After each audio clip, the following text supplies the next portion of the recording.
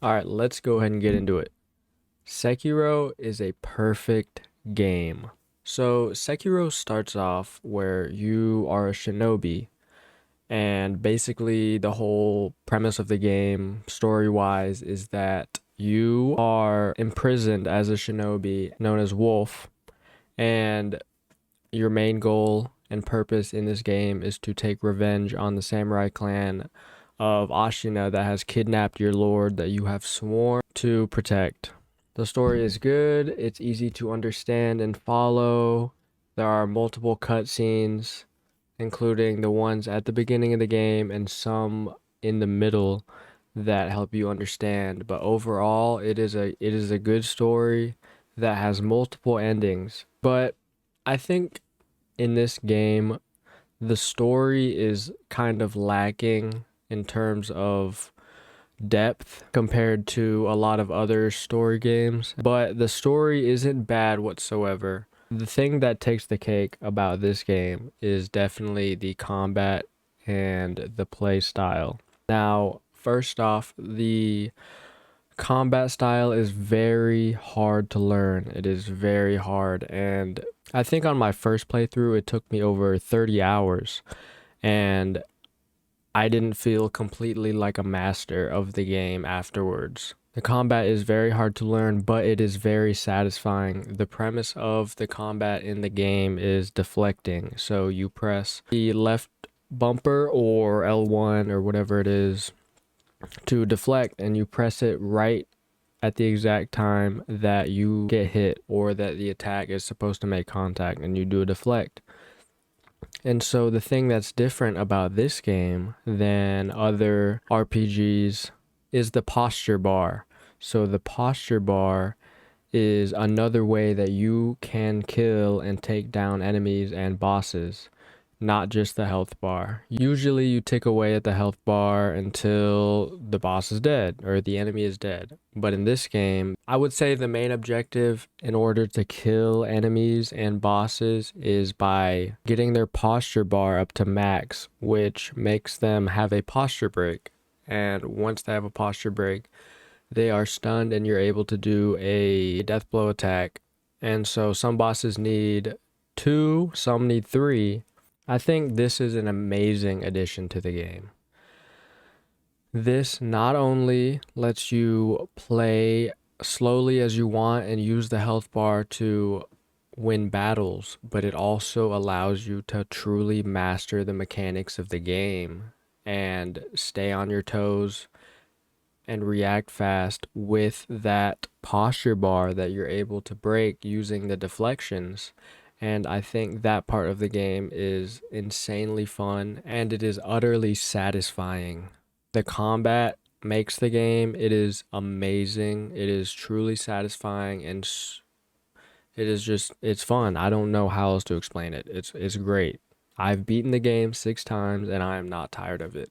So let's get into the leveling and the skills that you get. So in Sekiro, there is no leveling. You do get skill points, but you can only use them on skills. So skills help you in battles. There's a skill called Makiri Counter that lets you step on a opponent's sword when they're using a thrust attack on you, which is really cool. There's some passive skills. There's a skill you get halfway through the game that allows you to breathe underwater, which lets you then explore the world even more. And there are skills that you can use offensively that help you put a little more style into your combat. Some skills are better to use for certain bosses than others.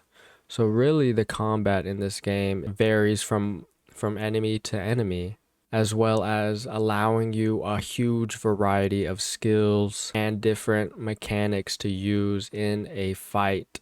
You can win a battle straight off of deflecting. You can do a bunch of damage to their posture using a bunch of different skills. I think the skills is definitely very cool, allows you to put more style into your combat and to have more fun. Now, there is no leveling. You cannot leave and go grind levels until it's easier. If you are stuck on a boss, you are stuck until you beat the boss. Essentially, I think That part of the game is one of my favorites because it doesn't allow you to level up and just make your character good so the game's easy. It actually makes you get good at the game.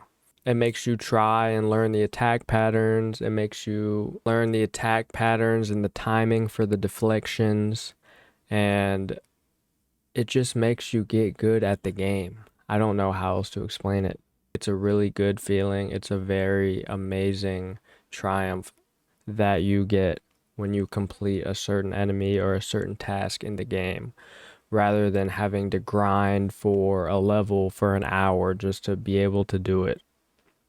I think it's a lot more satisfying and it's a lot more fun than just grinding, just killing small fry for a level. Now, the level design is, in my opinion, very good in this game.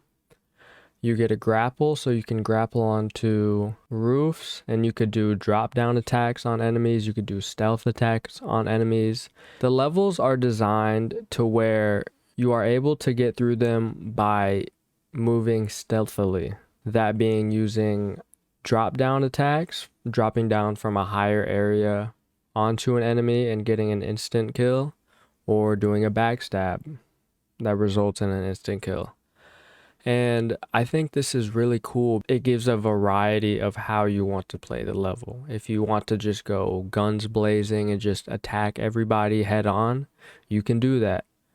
Or if you want to play more passively and be more of like a stealth gamer, like a ninja, like a shinobi, which you are, then you can play like that. And the enemy layouts allow you to do that, which is very nice. And also the scenery in this game is amazing. I think it looks beautiful. There is some areas that you can go to that just look absolutely amazing, and there is a lot to discover. The levels are very big. They are very open. There's not necessarily one linear way to get through a level. When you get to an area, you are able to go in various directions in order to complete it and get to where you need to go in the very end. Now let's get to the bosses. The bosses are absolutely phenomenal. They are well designed. They have an amazing AI. It is honestly like an anime fight. Honestly, fighting them, especially after you have mastered the game and you are good with deflections.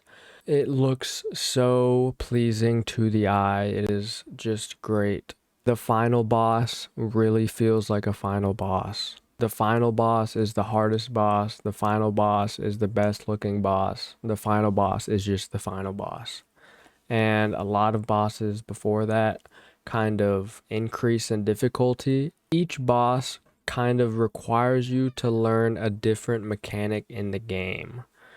For example, there is a mini boss who just claws at you. He just claws at you like that, and you just have to deflect. It's really easy.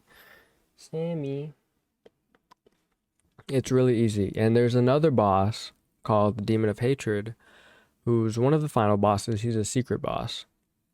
And you defeat him by actually using the health bar. So you don't actually whittle away at his posture. You kill him through getting the health. You can get his posture down, but it's easier to get the health bar down. And there's one boss in the beginning where she likes to jump up onto wires and you use shurikens to get her down. There's a mini boss where you have to use another shinobi prosthetic to stun it using the mountain whistle. It's like a whistle that you blow on your prosthetic and it stuns that enemy.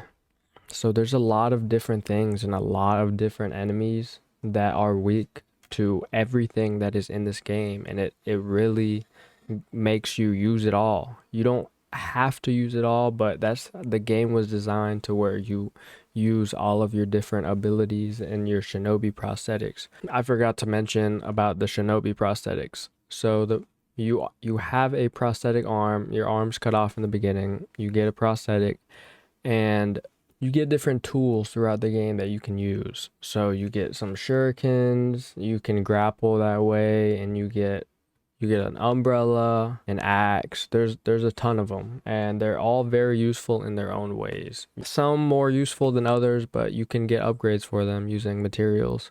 That's really the only upgrading that you can do.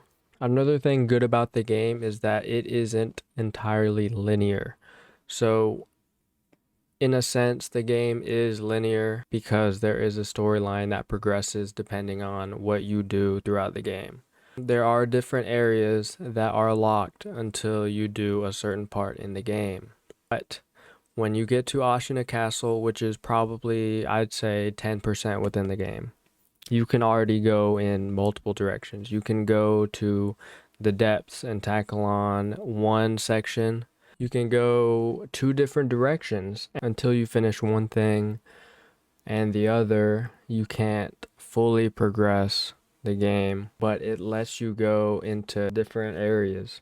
So the game lets you go into multiple different directions, and it doesn't lock you out of being able to do that simply because there is not a leveling design to the game. So you are always the same level. It comes purely down to skill, and I think that's another amazing thing about the game. I can replay the game however I want. I don't have to go in the same path that I went the last playthrough and not have a problem with it because I'm not underleveled for going to another route instead of going the intended way. And let's go ahead and end it off by talking about the endings. There are 4 amazing endings. There are, I would say, 3 good ones and 1 bad one. There's the true ending, there's the regular ending, there's a secret ending, and there's a bad ending. And another thing I like about this is the true ending is the longest playthrough. You actually fight more bosses within that playthrough because you have to go through a separate area to get an item to get that ending that you wouldn't usually go through. And with the bad ending, it does make the game a bit shorter, but you get to fight 2 new bosses you wouldn't fight in the normal ending. So the different endings actually have an impact on what you do in the game. It's not just use an item, play the entire game the same, and then you just choose a different dialogue choice for the ending, something like that. It's like you're actually playing a different story. You're doing different areas and you're doing different fights and different bosses. You have a different motive, and the different endings they're just amazing. So to wrap it all up, the story's good, the combat style is satisfying, there's no over leveling, the level design is great and it increases in difficulty. There are amazing bosses, it's not entirely linear, and there are multiple good endings. And honestly, I don't know what else you could get. I think it's a perfect game.